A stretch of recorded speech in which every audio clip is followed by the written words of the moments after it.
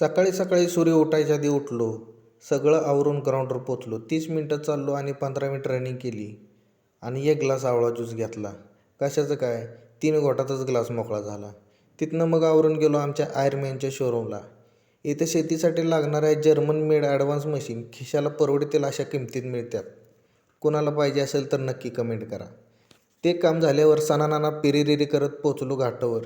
गाडी डायरेक्ट खाली संगमावर घातली आणि शांत वातावरणात थोडा वेळ घालवला. मग गेलो पाणीपुरीच्या गाड्यावर आणि 1 प्लेट पाणीपुरी घेतली. अण्णा म्हणायला लागला, एवढी मोठी पुरी खायची कशी? म्हटलं थांब, आणि त्याला सगळ्या पाणीपुऱ्या खाऊन दाखवल्या. अण्णाला म्हणलो, रुसू नको, दर भेळ खा. बाहेर पडत असताना हरीण एका वाघाला मारताना दिसली. जाऊ द्या, आपल्याला काय. युधिष्ठिर म्हणला, चल तुला माझा नेम दाखवतो, आणि माशाचा डोळा सोडून त्यानं कुत्र्याचा डोळा फोडला. मी त्याला माझा नेम दाखवला. माशाच्या गंडस्थळावर निशाणा साधला आणि बार सोडला, आणि बक्षीस म्हणून गोंडस पांडा घरी आला.